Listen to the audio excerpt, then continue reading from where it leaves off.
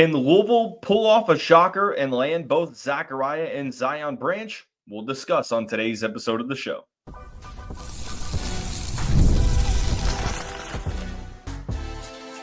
You are Locked On Louisville, your daily podcast on the Louisville Cardinals. Part of the Locked On Podcast Network, your team every day.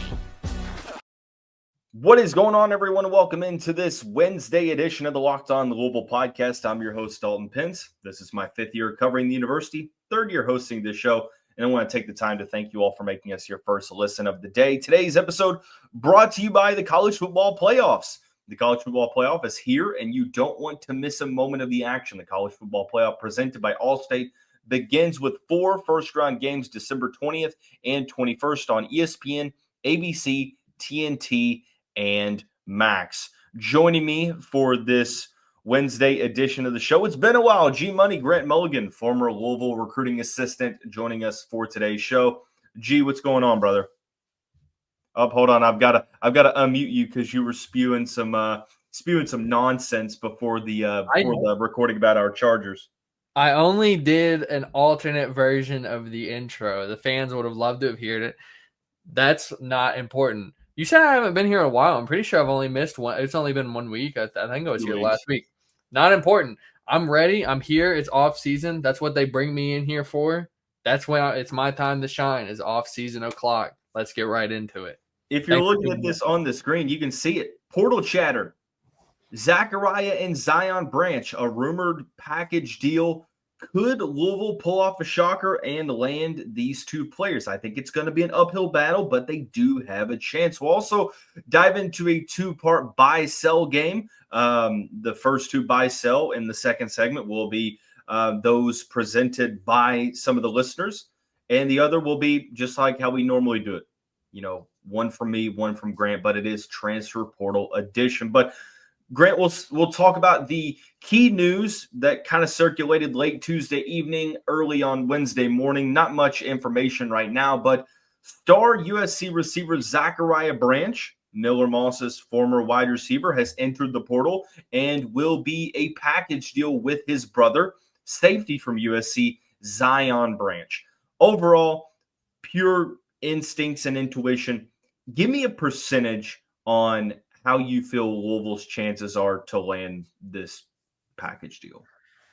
If it had not been for me hearing that there was a chance that Miller Moss would bring some of his friends with him from USC, now it was not disclosed to me or any other friends of the show which of these friends it would be, but that was the chatter, that with Miller Moss came his friends. I would say 0% chance, but that's not the case, and I have to go based on what information is available to me, and with the transfer portal, things are constantly changing.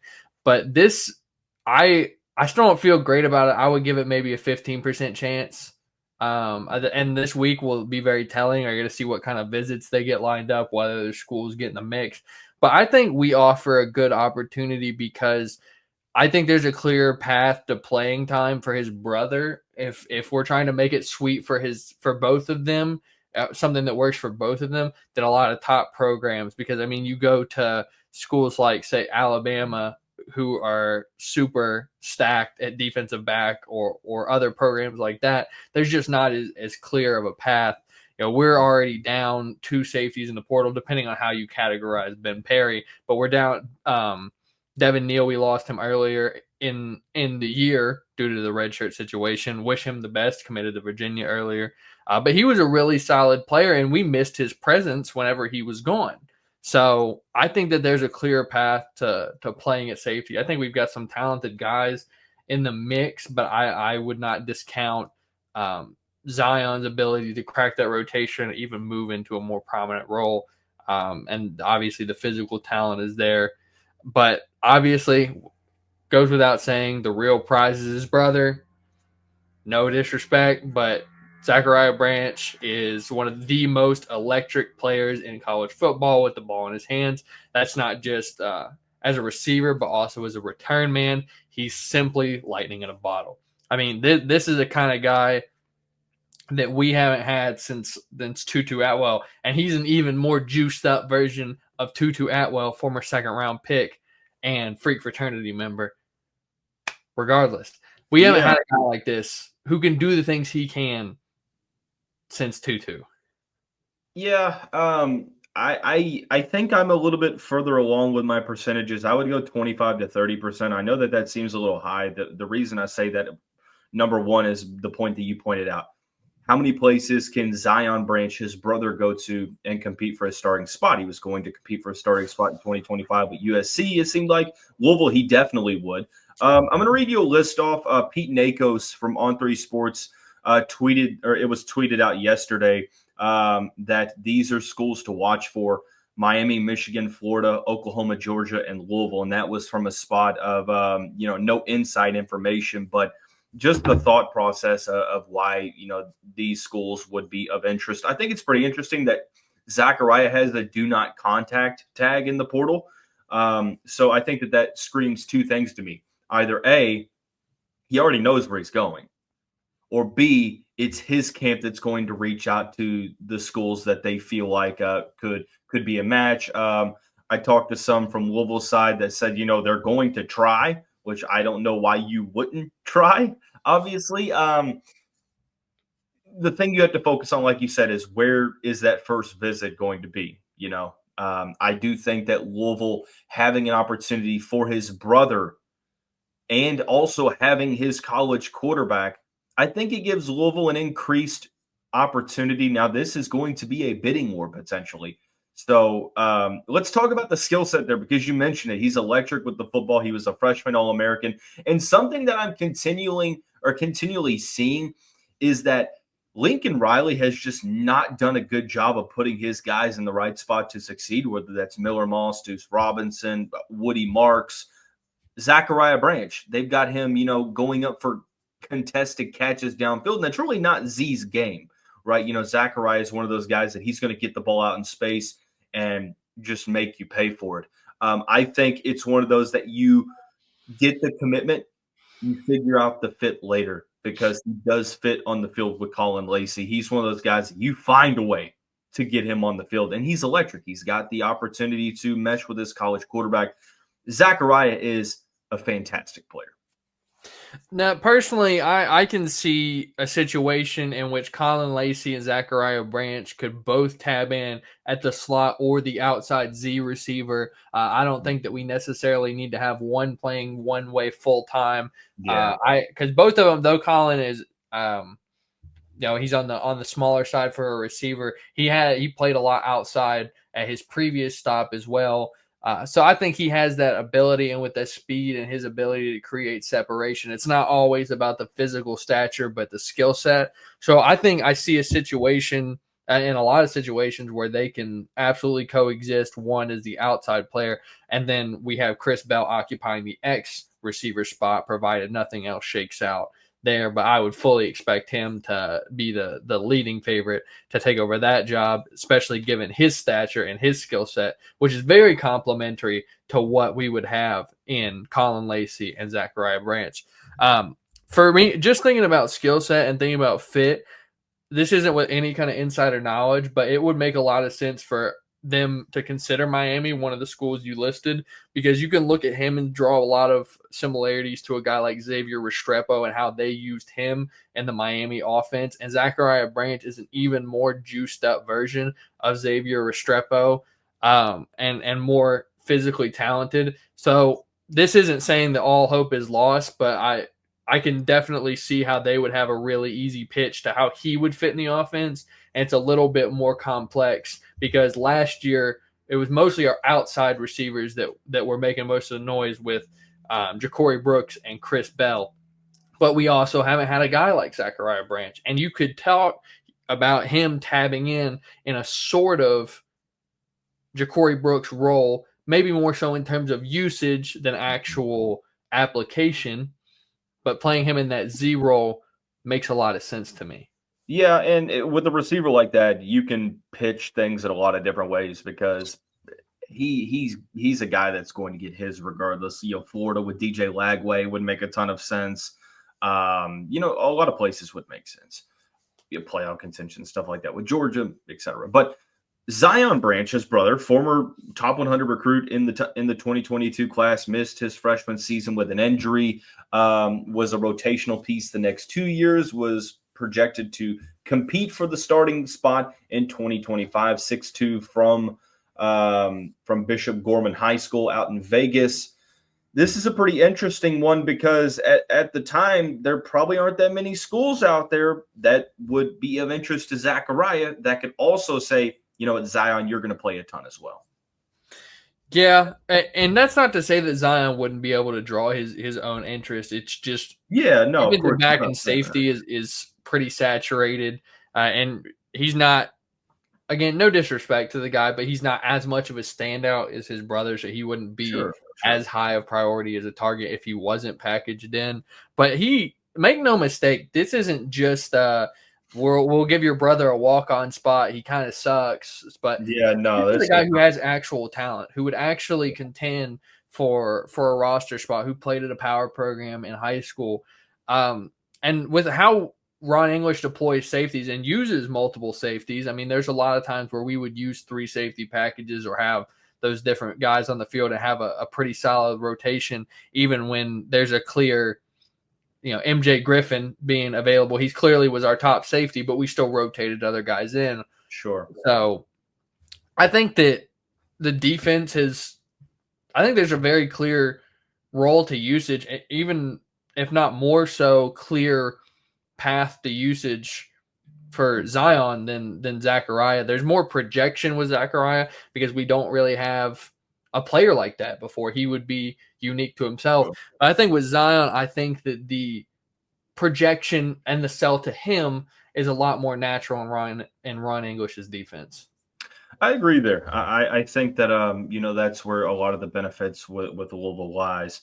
Is that football match on the field. When we come back, we begin the first of 2 buy-sell segments. These 2 buy-sell hypotheticals presented by you all, the fan base. I'm interested to hear Grant's thoughts on these. We'll identify what those hypotheticals are when we come back on this Wednesday edition of the Locked On Louisville podcast.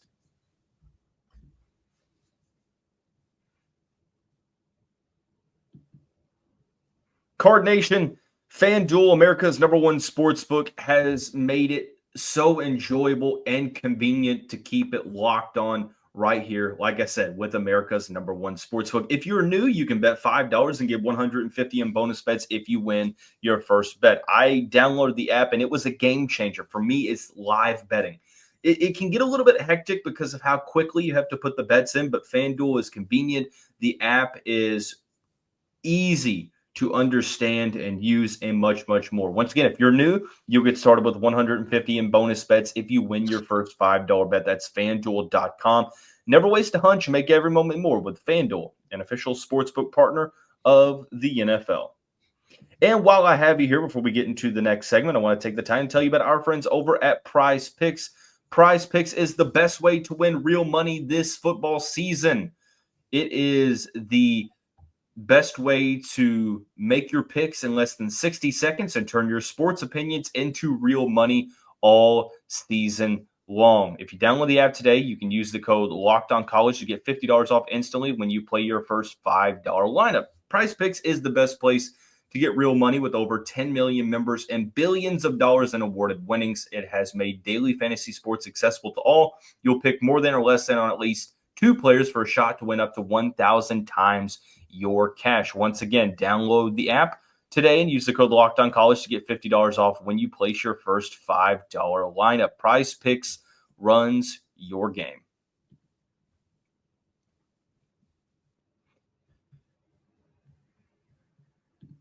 And into the second segment of this Wednesday edition of the Locked On Louisville podcast, former Louisville recruiting assistant Grant Mulligan joining us today. G-Money, are you ready for what the fans want to hear us answer? I'm ready, but I'm not gonna lie, man. Some of these fan questions. I'm glad that we're in a softer time and we're not coming off a loss or something, because some of y'all listening come in with some crazy questions after a loss. That's all I'm gonna say. I know Some of you're not y'all, talking about the do you still miss the Scott Satterfield? do I miss the Scott Satterfield? I will never. Do I miss Scott Satterfield? Dude, No. man. That brother won Man, 5 man. games.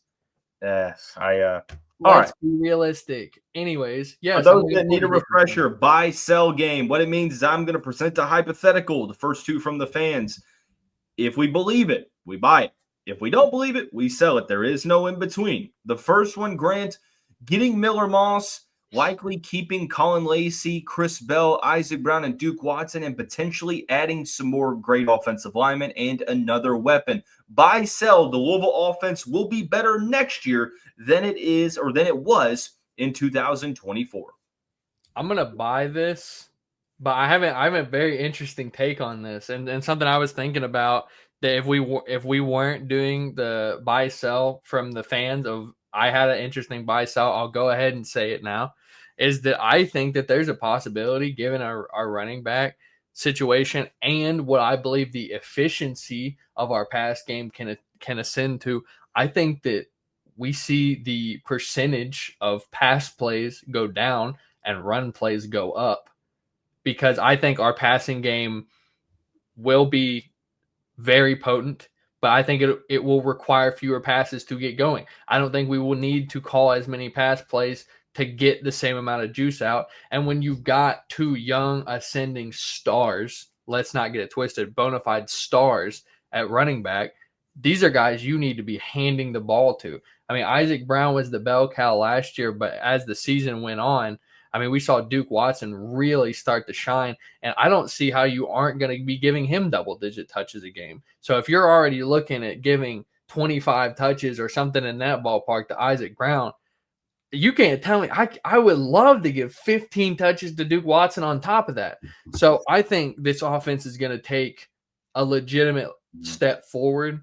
I think that with Miller Moss and what he brings with the skill set, I don't want to say maybe that he'll be leagues better than Tyler Shuck, because Tyler Shuck was really good, and especially in a lot of spots, he was really impressive. I was really glad to get to watch him as a Cardinal one time.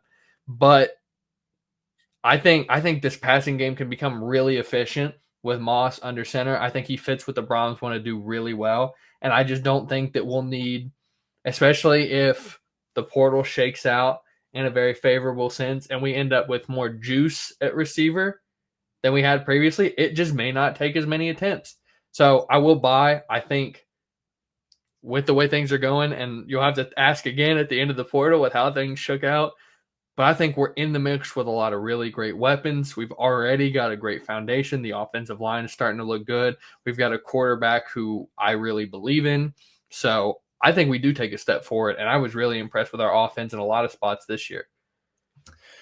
For the statistical fans out there, Louisville was 16th in points per game, 34, not 300, 34.3, 14th in yards per game, 13th in points per play, 8th in yards per play. They really weren't good in third down conversion percentage, nor in fourth down. They were not good in red zone. Well, they were, but compared to the rest of the country, they weren't. 94th. I'm going to buy this as well. Like you said, the continuity in the system, I think, is key. I think Miller Moss can bring some strengths to this team. Doesn't have the arm talent of Tyler Shuck, but I think he does some things else that are better than Shuck.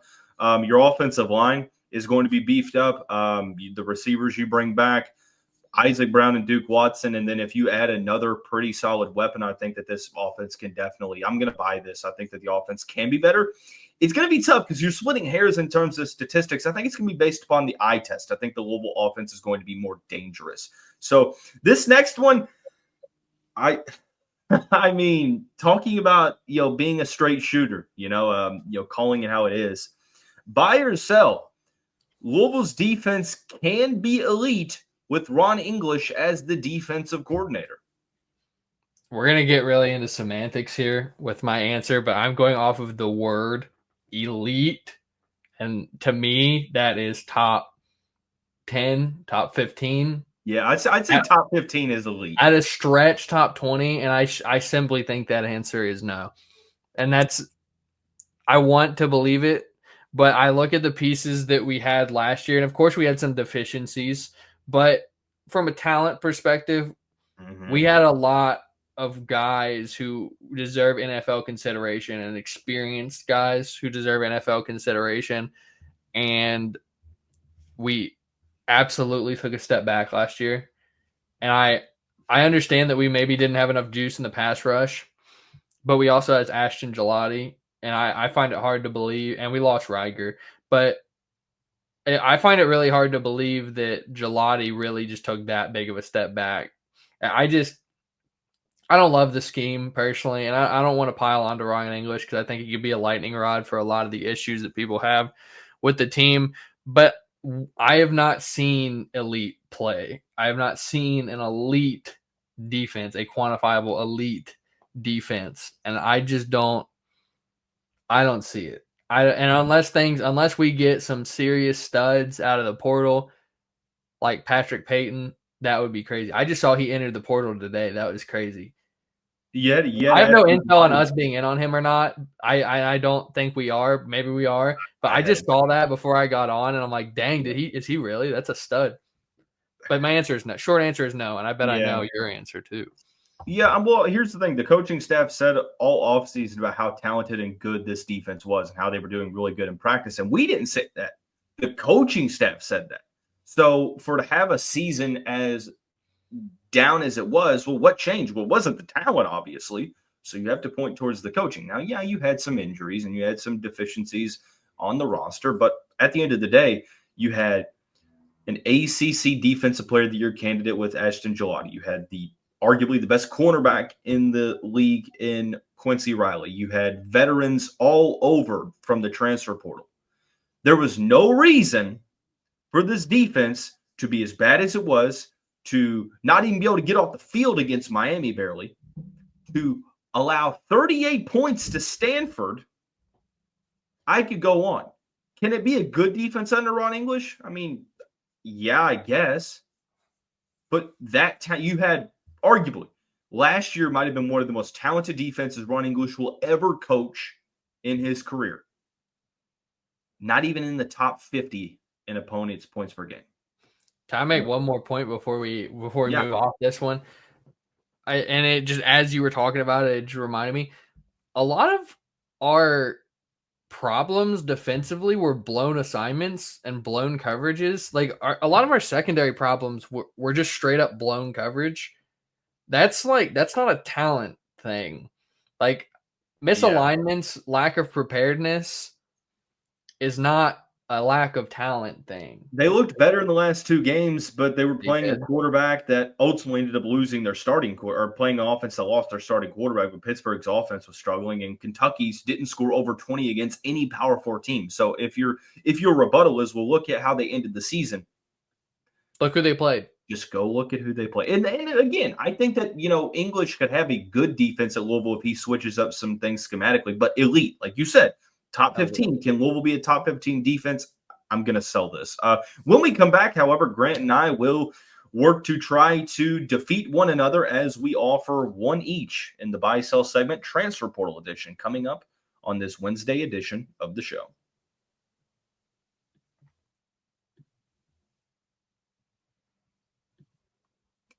It's that time of the year. The college football playoff is back, and with the newly expanded 12-team format, it's guaranteed to be larger and better than ever, bringing you all the hard-hitting and high-flying excitement that you love. TNT Sports coverage of the college football playoff begins December 21st, starting with the college football playoff kickoff show presented by AT&T at 11 a.m. Eastern Time. Leading into our first matchup, the Southern Methodist University Mustangs battling the Penn State Nittany Lions at noon, and then the Clemson Tigers look to upset the Texas Longhorns in a showdown at 4 p.m. Eastern. Don't miss a moment of the action. Watch the college football playoff presented by Allstate live on TNT, True TV, TBS, and Max.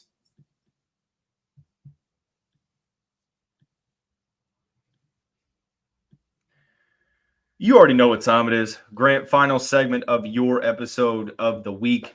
We dedicate it to the weekly buy-sell. I'll go ahead and start because you've started the past couple times, so we'll make it fair. Grant, my buy-sell this week, Transfer Portal Edition-wise, is that Louisville will add at least 10 pieces to the secondary via the portal.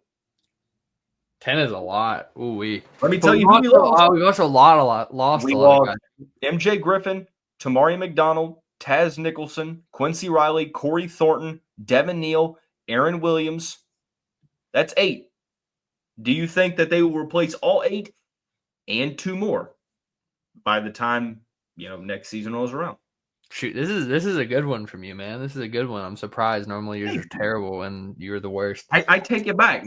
I do not thank you. I'm just kidding. Sort of. Shoot, that gives me a lot of thought, because I actually tend to say yes, but it's really tough. Because I think we're going to go deep on defensive back. We've got a lot of guys visiting. We're putting a higher focus on defensive and offensive line so far, which I think is smart, because those guys burn up in a hurry because everybody is looking for defensive line and offensive line. It's the hottest portal commodity every single year. So I understand where your priorities are in that regard. But I think that we offer a lot of playing time. Like, for experienced veteran guys who want to come on and compete for an ACC title and want clear paths to playing time, we've got it. I mean, we've got some young guys on the roster, but I mean, it's not like we really filled it out in the high school class. We got a couple guys, and we lost one of our safeties. We don't have many players in the secondary left. We don't. We just don't. We're very thin at secondary. I think we're going to have to throw a lot of resources at it. I think 10. Is it above 10? Is it at least 10 or above 10? At least 10. I want to say yes. I do want to say yes. All right. I'm not positive that we don't. I mean, again, there's no intel coming from this, but like after the bowl game, I'm not positive that we don't lose anybody else and have to replace. And even in spring ball.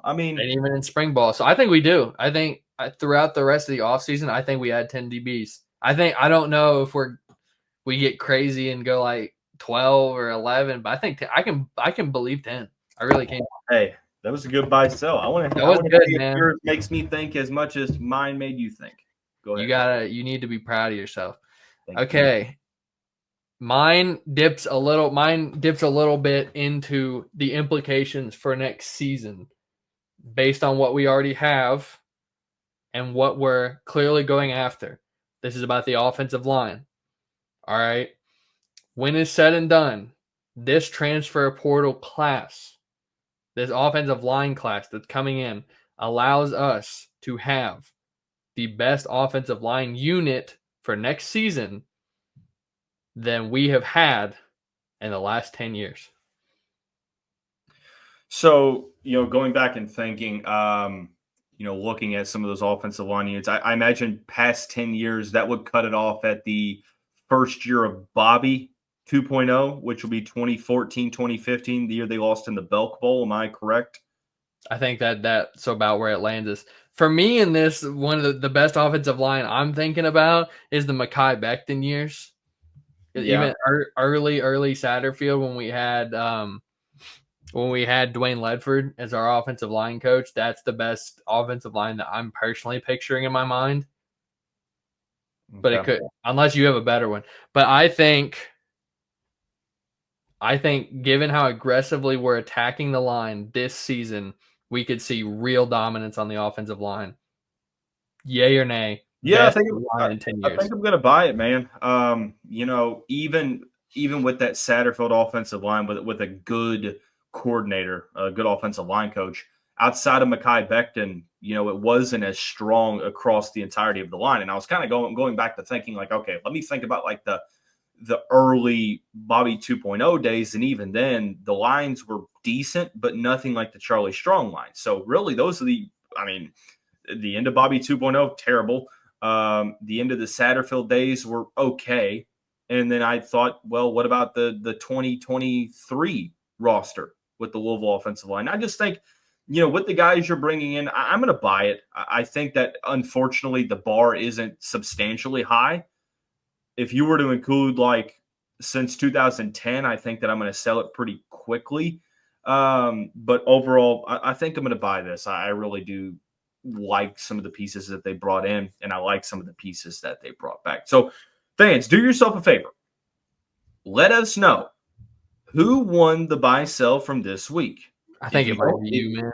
Thank you. Grant already conceding. So go ahead and don't tell me who won. Just go ahead and send W's in the chat Put W's Dalton in the chat if you're a real one.